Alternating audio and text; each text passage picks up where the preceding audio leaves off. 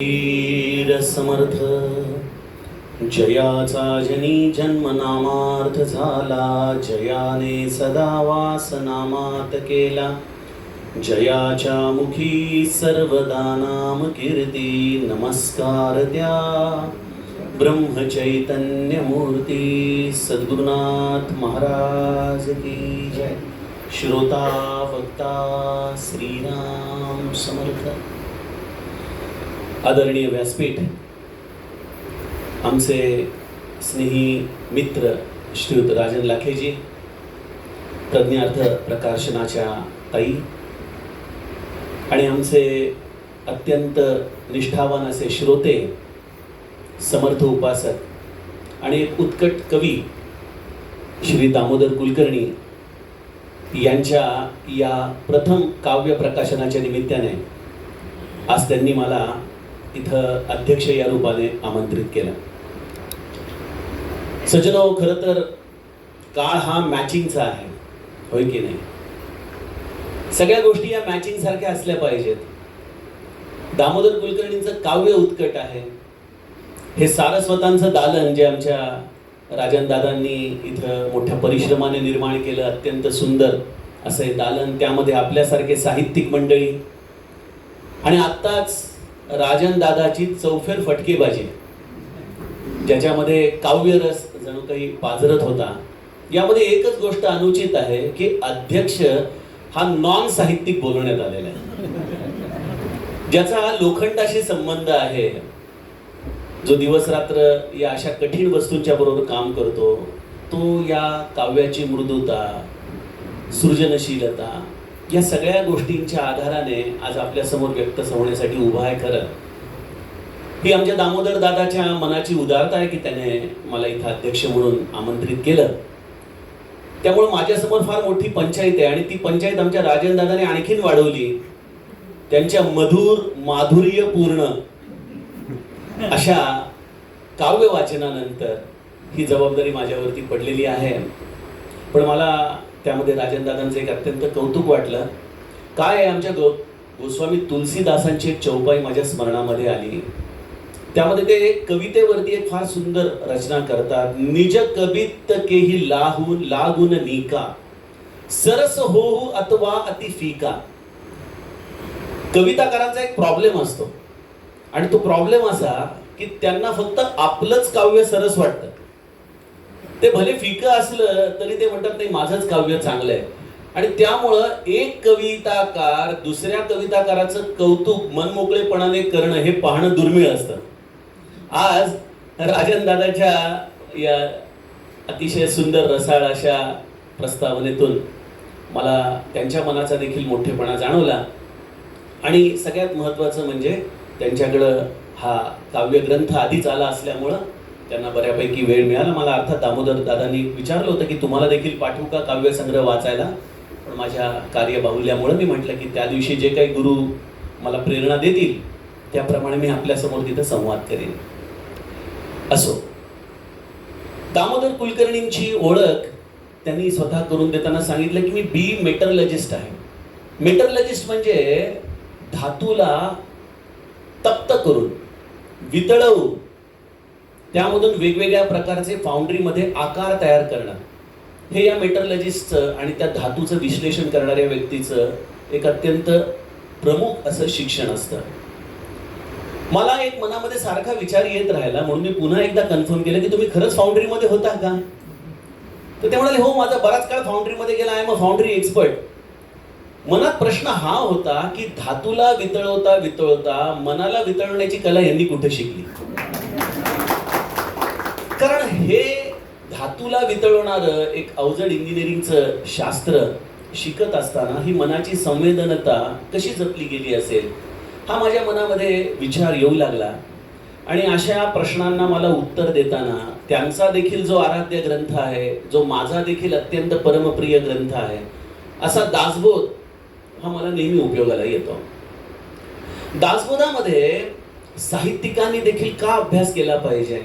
आता आमच्या प्रज्ञार्थ प्रकाशनाच्या या ताई त्यांनी एक वाक्य उच्चारलं की बऱ्याचदा लोक त ला त जोडून ट ला ट जोडून काही काव्य तयार करतात आणि त्यांच्या प्रकाशनाच्या निमित्ताने त्यांची फसगत होते, असा तो अनुभव साहित्य क्षेत्रातल्या त्या सांगत होत्या.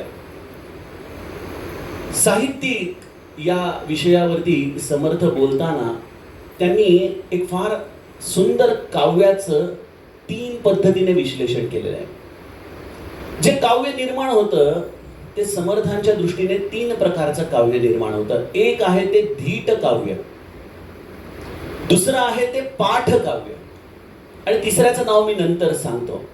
हे धीट काव्य आणि पाठ काव्य काय प्रकार आहे?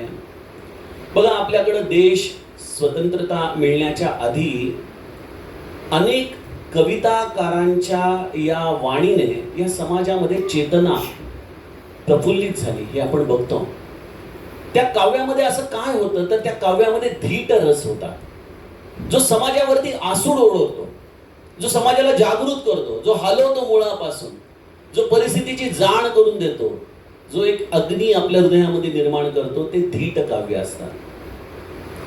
आणि त्याचबरोबर पाठ काव्य, जे बुद्धीच्या आधाराने वेगवेगळ्या साहित्यिकांच्या अभ्यासातून, स्वतः केलेल्या विश्लेषणातून आणि वेगवेगळ्या प्रकारच्या संदर्भाने ज्या काव्याची निर्मिती होते, ते पाठ प्रकारचं काव्य असतं.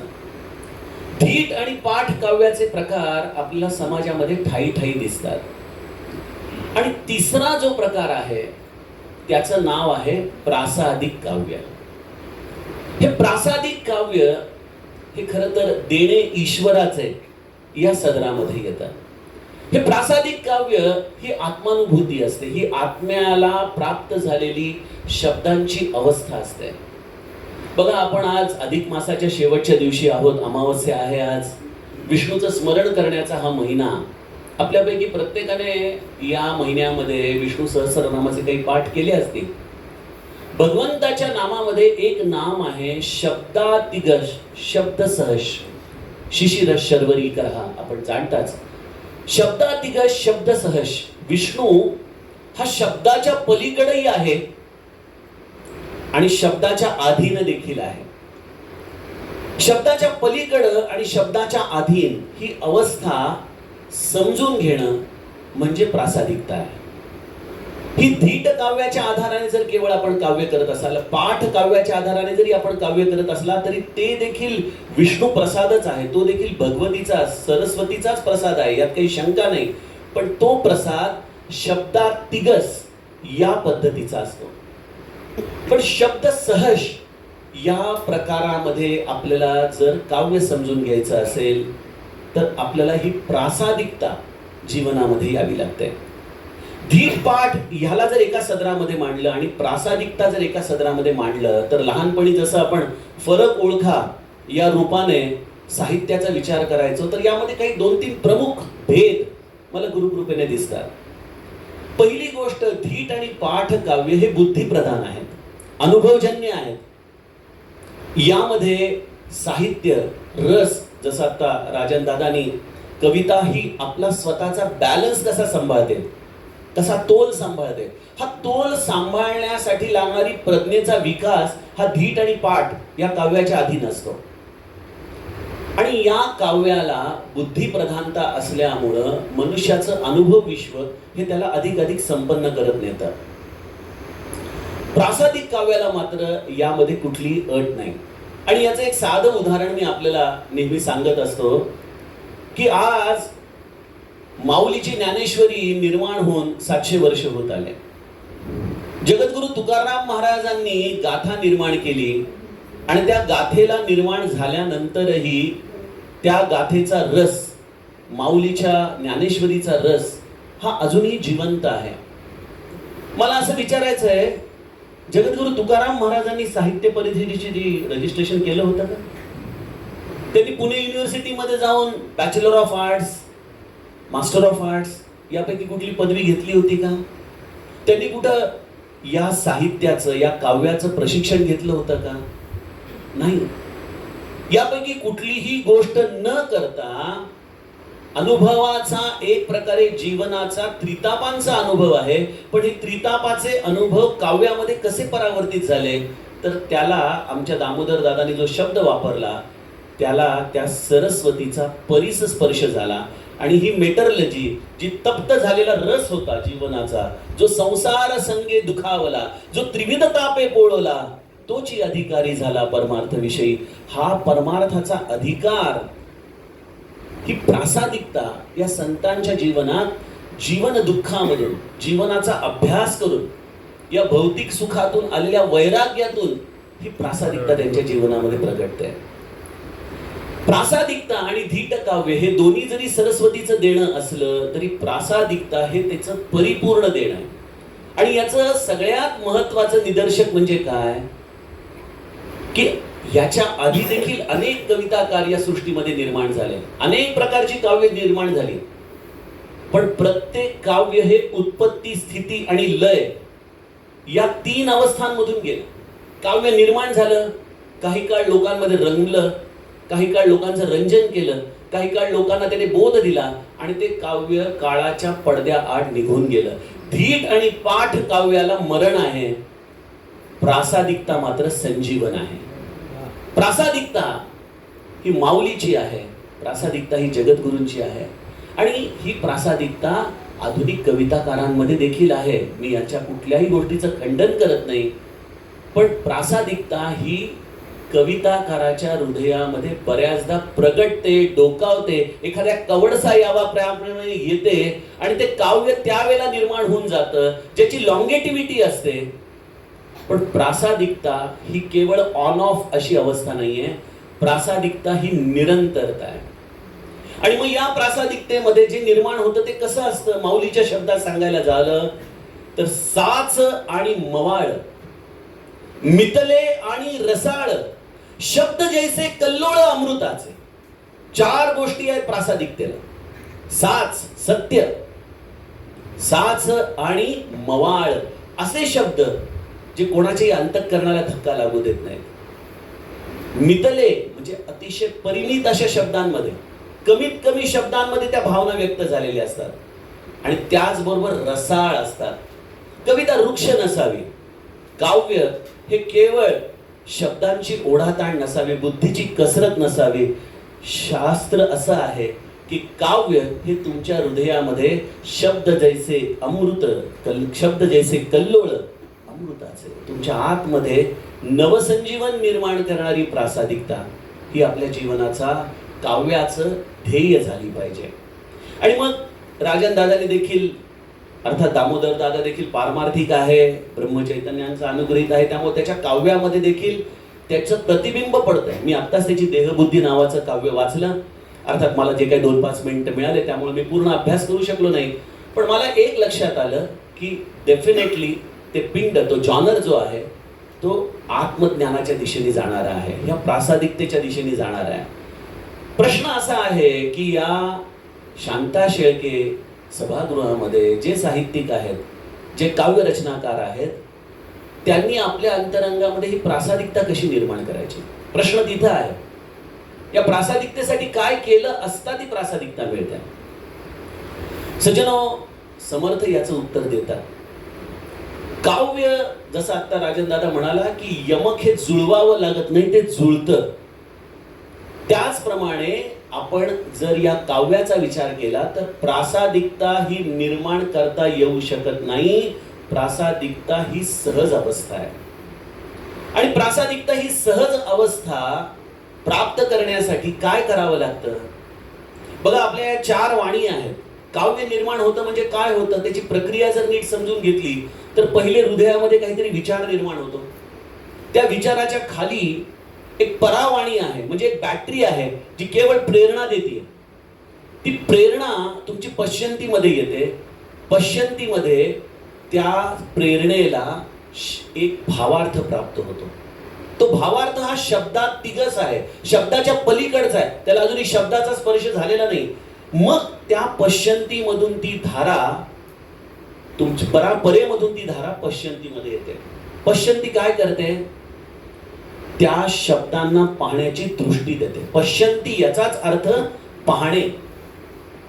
तुमच्या अंतरंगामध्ये निर्माण झालेला भावार्थ, ज्याला अजूनही शब्दाचा स्पर्श झालेला नाही, त्याला पाहण्याची दृष्टी पश्यंती देते.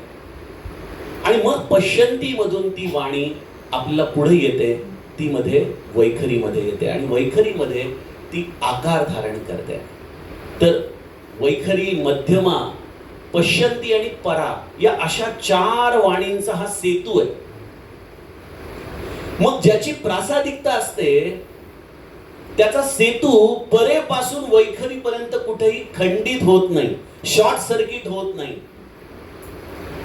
जे परेमधून निघालं तेच पश्यंतीने पाहिलं, तेच मध्यमेने शब्दबद्ध केलं, तेच वैखरीने उच्चारण केलं आणि मग शब्द जैसे कल्लोळ अमृताचे अशा पद्धतीची प्रासादिकता काव्यामध्ये येते. मग हा सेतू खंडित का होतो काही साहित्यिकांचा आणि काही संतांचा मात्र तो सेतू निरंतर अबाधित राहतो? याचं उत्तर आपल्याला जेव्हा शोधायला जातो तेव्हा लक्षात येतं सज्जनो की हा सेतू इतर कोणीही खंडित करत नाही, तो माझा अहंकार खंडित करत असतो. माझा इगो, माझी बुद्धी, माझं साहित्य, हे माझं माझं माझं जे पण आहे या माझेपणामध्येच हा सेतू खंडित होतो. आणि मग ते काव्य कदाचित काव्य रचनेच्या दृष्टीने उत्कृष्ट असतं, पण ते धीट आणि पाठ या सदरामध्ये मोडतं, जे काळाच्या अधीन राहतं, ज्याला उत्पत्ती स्थिती लय राहते. आणि मग या प्रासादिकतेला जर आपल्या जीवनात निरंतर आपल्याला धारण करायचं असेल तर साहित्यिकामध्ये आणि संतांमध्ये एक छोटासा फरक राहतो आणि तो फरक आहे अहंकाराचा. संतांनी त्या अहंकाराला जाळून टाकलं. एक पंडित आपल्या जीवनामध्ये त्या अहंकाराला कुरवाळत राहतो. अहंता गुणे सर्वही दुःख होते, मुखी बोलिले ज्ञान ते व्यर्थ जाते, सुखी राहता सर्वही सुख आहे, अहंता तुझी तुझी शोधून पाहे. समर्थ माझे मनोबोधामध्ये या अहंतेचं स्वरूप सांगतात. त्यामुळं काव्य धीट पाठ काय करतं, बुद्धीला खुराक देतं पण आत्म्याचा दुष्काळ आणतं. तुम्ही आतून पोकळ राहता पण शब्द मात्र तुमच्याकडं विपुल प्रमाणामध्ये येतात. धीट आणि पाठ, मी गमतीने म्हणत असतो की एखाद्या हॉटेलमध्ये जावं आणि मेनू कार्ड बघून पोट भरलं असं जर डिक्लेअर करता आलं असतं तर फार चांगलं झालं असतं. आपल्याला जर खावं लागतं तेव्हा आपलं पोट भरतं. सज्जनो, धीट आणि पाठ काव्य आणि प्रासादिक काव्यामध्ये हाच फरक आहे की तुम्ही ते शब्द वाचाल पण आत्म्याची भूक मात्र काही केल्या संपत नाही. पण प्रासादिक काव्याची गंमत अशी आहे की ती प्रासादिकता तुम्हाला तुमच्या जीवनामध्ये ते देते ज्याची तुम्हाला खरी भूक लागलेली आहे, खरी तहान लागलेली आहे. आणि या अहंकाराला सोडण्यासाठी दामोदर दादांनी अतिशय उत्कृष्ट मार्ग निवडला आणि तो म्हणजे नामस्मरणाचा. नाम ही एक अशी गोष्ट आहे जी मनुष्याच्या अहंकाराला वितळण्याची संधी निर्माण करते. मी असं म्हणत नाही की नाम घेणाऱ्या प्रत्येकाचा अहंकार संपलेला आहे, पण हे एक असं रसायन आहे. कारण आपण हनुमान चालिसेमध्ये म्हणतो ना की राम रसायन तुम्हरे पासा. ते राम रसायन असं आहे ज्याच्यामध्ये तुमचा अहंकार वितळतो. अहंकार जसा जसा वितळायला लागतो त्याची एक गंमत, त्याची खूण तुम्हाला सांगतो. जसं झुंजूमुंजूची वेळ आली की अतिशय घनघोर घनदाट अंधार असतो, पण तीच जशी सूर्योदयाची वेळ असते त्याप्रमाणे जसा जसा अहंकार वितळायला लागतो तसं तसं बुद्धीचं कार्य संपू लागतं आणि या बुद्धीमध्ये जन्म घेते. तिचं नाव आहे प्रज्ञा. ही प्रज्ञा तुमच्या अंतरंगामध्ये प्रगटली की सज्जनो तुमचं काम संपलं, तुमचं कर्तेपण संपलं. आणि त्यामुळंच तुम्हाला या प्रज्ञेचा जर आधार मिळाला तर जे काव्य तुम्ही त्यात निर्माण कराल ते काव्य हे संत वचन होतं, ते काव्य हे आत्म्याची तृप्ती करणारं होतं. असं हे काव्य या रंगीत तालीम या पुस्तकाच्या निमित्ताने आमच्या दामोदर दादांनी निर्माण करायला सुरुवात केलेली आहे. मी असं म्हणत नाही की हे काव्य निश्चितच प्रासादिकतेचं प्रतिबिंब असेल. अर्थातच कविता हा नवरसांचा प्रांत आहे. प्रत्येक रस हा अत्यंत त्याच्या ठिकाणी आदरणीय आहे. पण कविता ही जशी राजन दादा म्हणाला त्याप्रमाणे आत्म्याची हाक आहे आणि ती आत्म्याची हाक ऐकण्यासाठी अहंकार हा आपला जो सगळ्यात मोठा शत्रू आहे तो आपल्याला सोडून हा सेतू जो परेपासून वैखरीपर्यंत येतो त्याला अबाधित राखणं हा परमार्थाचा पुरुषार्थ आहे. हा आपण गुरुकृपेने करावा, भगवंताचं नाम घ्यावं आणि त्या काव्याचं असं संशोधन आपल्या अंतरंगामध्ये करावं की जे थेट आत्म्याला स्पर्श करेल. आणि असं काव्य आमच्या दामोदर दादाच्या हातून घडावं, तसंच इथं असलेल्या अनेक साहित्यिकांच्याकडून देखील हे घडावं. आणि या आजच्या संध्याकाळच्या निमित्ताने आपण हा जो काव्यरस इथं निर्माण केलेला आहे त्याबद्दल मी अनेक अनेक साधुवाद देतो. राजन दादांचं कौतुक करावं तेवढं कमीच आहे. ते आपला हा साहित्य परिषदेचा व्याप अत्यंत मनापासून सांभाळत आहेत, व्यापक करत आहेत, अनेक नवीन नवीन कविताकारांना प्रोत्साहन देत आहेत. त्यांचंही कौतुक. प्रज्ञार्थ प्रकाशन ज्या ताईंनी हे एक अत्यंत सहजतेने निर्माण झालेलं प्रकाशन या रूपाने अतिशय आकर्षक पुस्तक निर्माण केलेलं आहे, त्यांचं देखील कौतुक. आणि मधुरा ना मधुरा वहिनींचं देखील अतिशय कौतुक. कारण जसं राजन दादा म्हणाला की तो दिवा आणि ती वात, त्यामुळं वातीचा प्रकाश, वातीची ऊर्जा असल्याशिवाय असं काव्यरचना करण्याची एनर्जी दामोदर दादाला येणं शक्य नाही. असं हे सर्व काव्य आपल्याकडून निरंतर घडो हीच श्री ब्रह्मचैतन्यांच्या चरणी प्रार्थना करतो आणि माझ्या वाणीला विराम देतो.